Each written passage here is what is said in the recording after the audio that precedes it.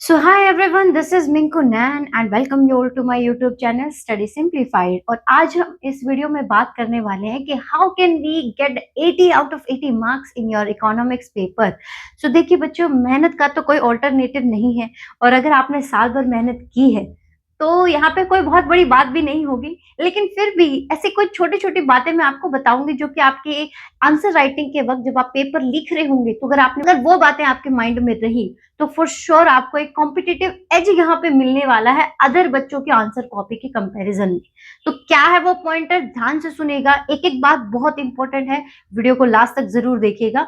और चलिए हम स्टार्ट करते हैं हमारे सभी पॉइंटर्स के साथ। Let's start the video. So point number 1 क्या है हमारे पास बच्चे? पॉइंट नंबर 1 है आपका ब्लूप्रिंट। आपका ब्लूप्रिंट, हम सभी को पता है कि इकोनॉमिक्स के अंदर हमारी जो है 4 टाइप के क्वेश्चन यहाँ आते हैं। हमारे पास 1 मार्कर एमसीक्यू है, हमारे पास 3 मार्कर क्वेश्चन है, 4 मार्कर भी क्वेश्चन है और हमारे पास यहाँ पे 6 मार्कर क्वेश्चन भी है।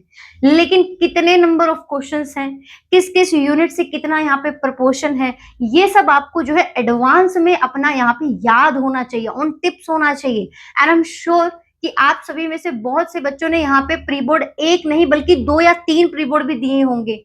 वो भी नहीं दिए हैं अगर किसी वजह से, तो sample paper are the most welcome thing. Sample paper भी नहीं है, नहीं प्रैक्टिस करना चाहते हो, देन मैं आपको बताऊंगी कि प्रीवियस ईयर क्वेश्चन पेपर जो आपके होते हैं बच्चे, उससे बेस्ट आपके लिए कुछ भी नहीं होता। आपको सीबीएसई का पेपर देने जाना होता है तो सीबीएसई की टेंडेंसी अगर समझनी है तो प्रीवियस ईयर से बेस्ट कुछ नहीं है। बहुत सारे, मैं नाम नहीं लूंगी, बट बहुत सारे ऐसे सैंपल पेपर हैं जो मैं पर्सनली मुझे नहीं समझ में आते हैं, क्योंकि वो अपने पेपर को, शायद हो सकता है कि वो इसलिए कर रहे हो कि शायद बच्चा जो है किसी भी अनएक्सपेक्टेड चीज के लिए यहाँ पे जो है तैयार हो जाए, बट कई बार out of the league question जो है ये लोग सैंपल पेपर में डालते हैं, जिससे अनवांटेडली बच्चा जो है वो स्ट्रेस में आता है। ठीक है, तो इस तरीके के पेपर्स को, सैंपल पेपर्स को ब्लाइंडली फॉलो नहीं करना है। तो आपके पास बेस्ट ऑल्टरनेट क्या है कि आप अपना पीवाईक्यू को डाउनलोड करिए। अगर पीवाईक्यू आपको नहीं मिल रहे तो आप मुझे कमेंट सेक्शन में कमेंट करके बता सकते हैं, मैं आपको जो है वो अपलोड यहाँ पे डिस्क्रिप्शन बॉक्स में लिंक आपको मिल जाएगा और सारे पेपर, सभी सब्जेक्ट के आप पीवाईक्यू यहाँ से डाउनलोड कर सकते हैं। तो सबसे पहला काम क्या है, पीवाईक्यू को डाउनलोड करना है, उनको प्रैक्टिस करनी है और बैठ के ऐसे प्रैक्टिस करनी है जैसे आप एग्जाम देते हो, यानी कि 3 आवर्स अपने आप को देने हैं। 3 आवर्स भी मैं बोलूंगी, आप अगर अपने आप को 2 आवर्स 45 मिनट्स दोगे उससे बेस्ट कुछ नहीं, 15 मिनट का मार्जिन आपने लेके चलना है। तो ये हमारा पहला पॉइंट है जहां पे आपने ब्लूप्रिंट को बहुत अच्छे से अपने माइंड में इस तरीके से सेट कर लेना है कि बस मुझे पता है कि पेपर कहां से क्या आने वाला है। ठीक है, देन बात करते हैं सेकंड पेपर की, सेकंड पॉइंटर की। तो सेकंड पॉइंटर हमारा यहाँ पे क्या रहेगा बच्चे? वो रहेगा आपका रीडिंग टाइम। आपका रीडिंग टाइम, देखो अभी क्या है ना, रीडिंग टाइम के लिए एक अच्छी बात क्या होती है हमारे इकोनॉमिक्स के पेपर के अंदर कि क्वेश्चन बहुत ज्यादा लेंथी नहीं आते। हाँ, मैं केस स्टडी की बात नहीं कर रही हूँ, लेकिन केस स्टडी के अलावा हमारे क्वेश्चंस की लेंथ बहुत ज्यादा नहीं होती है। मैक्सिमम आपको 3 या 4 लाइंस मिल सकती है, उसको पढ़ने में हमें इतना टाइम नहीं लगता। सो रीडिंग टाइम में आप क्या करोगे, आपको पेपर के अंदर बहुत सारे ऑल्टरनेट यहाँ पे इंटरनल एनालिसिस चॉइसेस के फॉर्म में मिलते हैं। आपने रीडिंग के टाइम पे ही ये अपना एनालिसिस कर लेना है कि इन 2 में से कौन सा ऐसा क्वेश्चन है जो मेरे लिए बेस्ट रहेगा टू अटेम्प्ट। और अगर आपने रीडिंग टाइम में ये यहाँ पे सॉर्ट आउट कर लिया तो बहुत टाइम आप यहाँ पे अपना लास्ट के लिए सेव करके रखोगे। ठीक है, तो ये आपने नहीं देखना, आपने अपना रीडिंग टाइम को फुल्ली तरीके से, यहाँ पे कहते हैं ना 100% रिसोर्स यूटिलाइजेशन, तो टाइम ही आपके पास वो रिसोर्स है जिसको आपने यहाँ पे यूटिलाइज करना है। फाइन, तो ये हमारा पॉइंट नंबर 2 यानी कि रीडिंग टाइम को आपने बेस्ट तरीके से यूटिलाइज करना है। आते हैं बच्चे पॉइंट नंबर 3 पे। पॉइंट नंबर 3 का मैं यहाँ पे डाउट को क्लियर करना चाहूंगी। बहुत सारे बच्चे हैं यहाँ पे हमसे पूछ रहे होते हैं, एज इन्विजिलेटर भी मैंने ड्यूटी दी है एग्जाम में, तो कई बार ये क्वेश्चन आता है कि मैम ब्लू पेन यूज करना है कि ब्लैक पेन यूज करना है।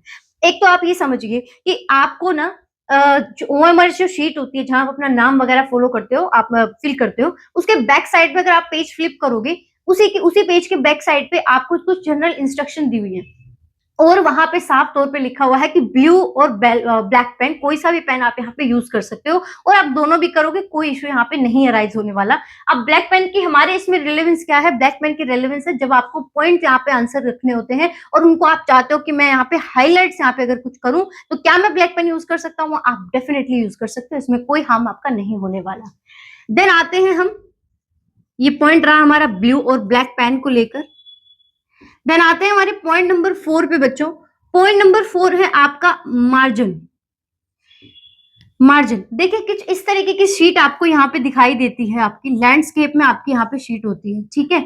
आपको इस तरफ यहाँ पे इस तरीके से मार्जिन लाइन अगर आप यूटिलाइज करोगे ना बच्चे तो बहुत सही रहेगा, आपके पेपर की प्रेजेंटेशन बहुत अच्छी हो जाएगी, ठीक है। साथ ही साथ मार्जिन आपको इसलिए भी जरूरी क्योंकि इकोनॉमिक्स में आपको कोई बहुत ज्यादा टफ कैलकुलेशंस नहीं करनी होती, बहुत ही बेसिक लेवल का यहाँ पे जो है मैथ्स आपको दिया होता है। तो ऐसे में अगर कोई भी काम आपको करना है आप इसी स्पेस को यहाँ पे यूज कर सकते हैं, ठीक है। तो ये बहुत सही रहेगा, आपके लिए सुटेबल रहेगा, और आपका आंसर जो है ना वो बड़ा आंसर कॉपी जो बड़ी नीट एंड क्लीन लगती है। वरना क्या होता है कभी कहीं से स्टार्ट हो रहा है, कभी कहीं से स्टार्ट हो रहा है, तो उसमें थोड़ी गड़बड़ होने के चांसेस भी होते हैं। और एक बात और मैं बताना चाहूंगी, क्योंकि मार्जिन की आप बात कर ही रहे हैं बेटा, हर क्वेश्चन के पीछे यहाँ पे एक हॉरिजॉन्टल लाइन जो है आपने कंपल्सरी लगानी है। कंपल्सरी बोल रही हूँ बच्चे, क्योंकि ऑन स्क्रीन आपके पेपर अभी चेक हो रहे हैं। तो क्या होता है कई बार हम ऐसे करते हैं कि हमारा मान लो यहाँ पे मैंने अपना आंसर किया क्वेश्चन नंबर 1, और ये क्वेश्चन नंबर 1 जो है वो यहाँ पे आपका इस तरीके से खत्म होगा, यहीं पे आप स्टार्ट कर देते हो अपना क्वेश्चन नंबर 2। ऐसी गलती आपने बिल्कुल नहीं करनी। आप यहाँ पे प्रॉपर एक लाइन यहाँ पे ड्रॉ करिए कि मेरा यहाँ पे क्वेश्चन जो है वो खत्म हो चुका है और अब मैं जो हूँ नेक्स्ट क्वेश्चन यहाँ पे शुरू कर रहा हूँ या कर रही हूँ, ठीक है। तो इस तरीके से आपका पेपर जो है वो इस तरीके से बॉक्स में आपको हर एक आंसर मिलेगा। और अगेन प्रेजेंटेशन डू मैटर, आपको कितना भी लगे कि नहीं सिर्फ आंसर लिख के आना है, प्रेजेंटेशन देखो बच्चे मैटर करती है, ओके। सो आते हैं हमारे पॉइंट नंबर 5 पे। अब पॉइंट नंबर 5 क्या है? पॉइंट नंबर 5 है आपके डायग्राम्स या फिर ग्राफ, आपके डायग्राम्स या फिर आपके ग्राफ। देखिए बच्चे आपके ना इकोनॉमिक्स के अंदर भी कुछ डायग्राम बेस्ड क्वेश्चन आते हैं, केस स्टडी कई बार यहाँ पे जो है एनवायरमेंटल सस्टेनेबल डेवलपमेंट से एक आधे और चैप्टर से यहाँ पे पिक हुई है, और टेबल भी आपको देखने को मिल जाती है, ठीक है। Comparative analysis China India Pakistan वाला चैप्टर हो या फिर आपका रूरल डेवलपमेंट का चैप्टर हो, और इस तरह के चैप्टर्स में आपको अगर वो टेबल आपको कोई प्रेजेंटेबल अगर आपको ना लगे, आपको इजी टू अंडरस्टैंड ना हो, तो आप भी समझ सकते हैं कि आपके लिए उस क्वेश्चन को आंसर कर पाना कितना डिफिकल्ट है। तो लाइक वाइज आप जब अपने अपने यहाँ पे डायग्राम या ग्राफ बनाते हैं, वो अगर आप नीट एंड क्लीन नहीं बनाते हैं, उतना ही बुरा यहाँ पे टीचर को लग रहा होता है। और टीचर को बुरा लगने का मतलब उसको समझ नहीं आ रहा, उसको नहीं समझ में आ रहा, तो आप यहाँ पे लॉस में है, टीचर नहीं, ठीक है। तो क्या कहना चाह रही हूँ कि ग्राफ जब आप यूज कर रहे होगे, डायग्राम आप जब बना रहे होंगे, तो आपने क्या करना है, आपने यहाँ पे जो है पेंसिल और स्केल का इस्तेमाल करना है। आपने पेन से डायग्राम या ग्राफ या कोई भी जो आप टेबल बना रहे हो वो ड्रॉ नहीं करनी है। हाँ, हेडिंग है, लेबलिंग है, वो आप कर लेना, उससे कोई फर्क नहीं पड़ता, लेकिन आपका जो डायग्राम है बच्चे वो आपका जो है यहाँ पे पेंसिल से होना चाहिए। एक और बात मैं यहाँ पे बता दूं, क्योंकि यहाँ पे डायग्राम्स की बात हो ही रही है बच्चों, सपोज करो आपका कंजम्पशन एक्सपेंडिचर का टॉपिक है, कंजम्पशन फंक्शन का चलो एक टॉपिक है हमारे पास, और उसका ग्राफ जो है, उसका जो ग्राफ है कुछ इस तरीके से बनता है। ये आपकी हुई इनकम और ये हुआ आपका consumption expenditure, fine, this is break even point. अब आप क्या करके आते हो, आप लोग इसको इस तरीके से छोड़ के आ जाते हो, ठीक है। यहाँ एक लाइन भी ड्रॉ कर दोगे और यहाँ पे भी एक लाइन ड्रॉ। आपको पता है इस ग्राफ के कितने मार्क्स हैं? 0 मार्क्स है, कोई मार्क्स नहीं देने वाला आपको।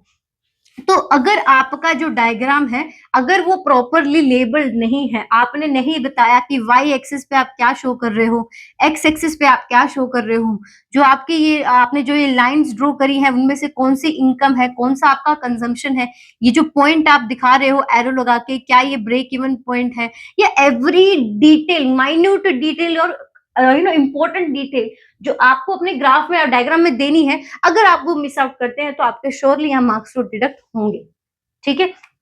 तो ये चीज आपने बिल्कुल भी नहीं करनी है, अच्छे से अपना पूरा का पूरा प्रेजेंटेशन यहाँ पे करना है।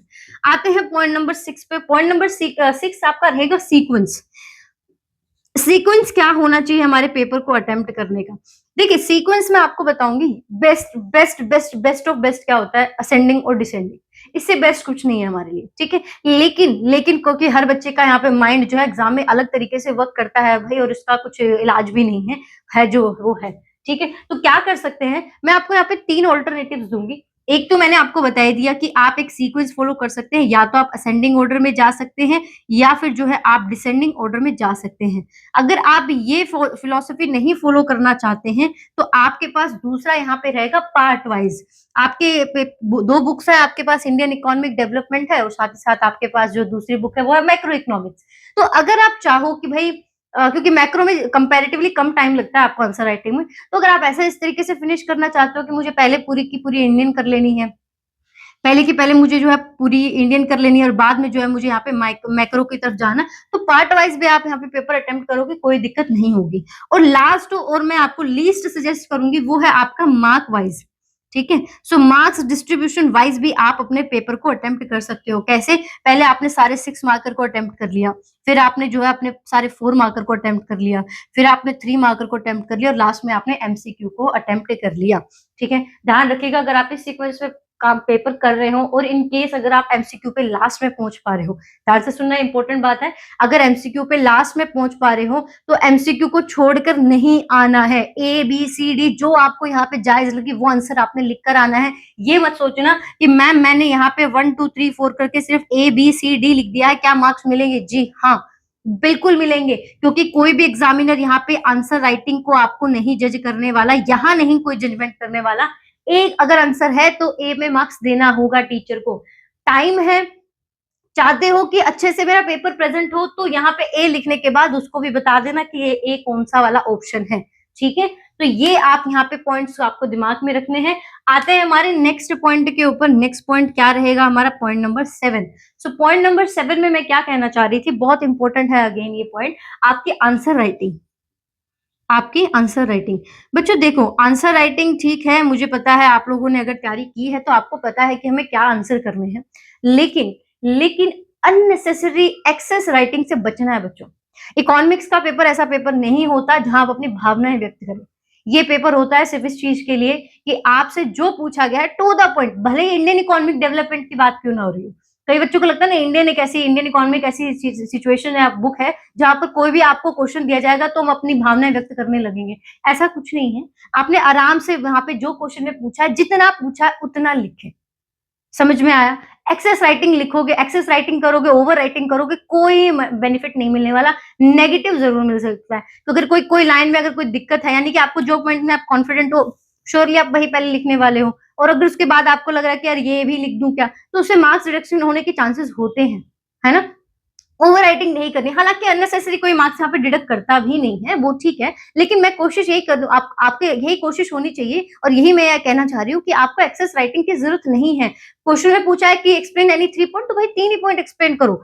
हाँ, अगर ये सिनेरियो आपके साथ बना हुआ है कि वो 3 पॉइंट्स में से आपको डाउट है, या कि यार ये सेकंड वाला कोई टीचर मेरा यहाँ पे रॉन्ग, इसको इनकरेक्ट बता सकता है, तो 4th पॉइंट आप लिख दो, उसमें कोई नहीं। लेकिन आपसे 3 पूछा, आप 6 लिख रहे हो, उसका कोई बेनिफिट नहीं होता, उसका 0 बेनिफिट है। फाइन, देन आंसर राइटिंग की बात कर ही रहे हैं तो टाइप ऑफ क्वेश्चन को भी समझो। कुछ क्वेश्चंस होते हैं जहां पर आपको देना होता है कंक्लूजन या फिर कमेंट, या फिर जो आपके इस तरीके से क्वेश्चंस आते हैं कि डिफेंड करिए स्टेटमेंट को, रिफ्यूट करिए।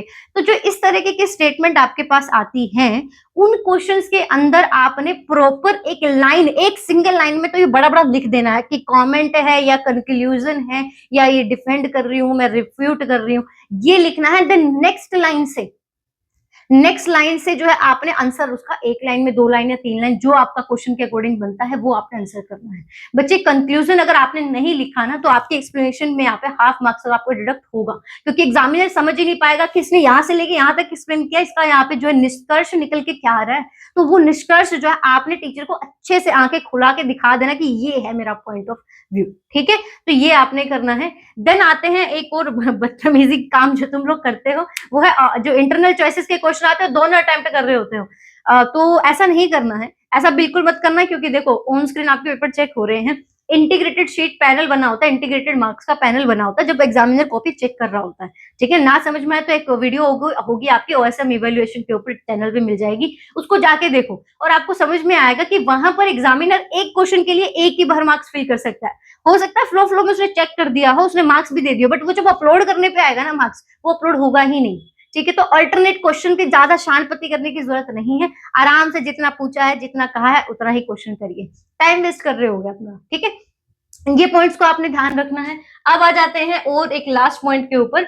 लास्ट पॉइंट यही रहेगा कि देखिए आपने कई बच्चे क्या गड़बड़ करते हैं ना, स्टार्टिंग से लेकर नहीं चलते अपना टाइम मैनेजमेंट, और लास्ट में आते आते फिर वो घबराहट भी होती है, और जो चीज नहीं गलत करनी है वो भी गलत करके आते हैं। तो इसलिए ध्यान रखो, पेपर को इस तरीके से अटेम्प्ट करो कि मुझे यहाँ पे 15 से 20 मिनट का लास्ट में बफर टाइम मेरे पास होना चाहिए। वो बफर आपका कैसे क्रिएट होगा, जब आप स्टार्टिंग से यहाँ से, यानी कि आपको रीडिंग टाइम से आप अपना माइंड को अलर्ट मोड में रखोगे, फोकस मोड पे रखोगे कि मुझे अब पेपर करना स्टार्ट कर देना है और मुझे इधर उधर टाइम वेस्ट नहीं करना। एक कई बार टाइम वेस्ट होता है सप्लीमेंट्री शीट लेने में। सप्लीमेंट्री शीट की अगर जरूरत पड़ रही है तो आपको जो है, जब आपके 4 पेज लग रहा है कि सिर्फ 4 पेज जहाँ पे ब्लैंक पेज मेरे बचे हुए हैं, उसी टाइम अपने इन्विजिलेटर्स को वहां पे इन्फॉर्म कर देना कि आई नीड सप्लीमेंट्री शीट, ताकि सप्लीमेंट्री शीट आने में, उसको फिलअप करने में आपका टाइम बर्बाद ना हो।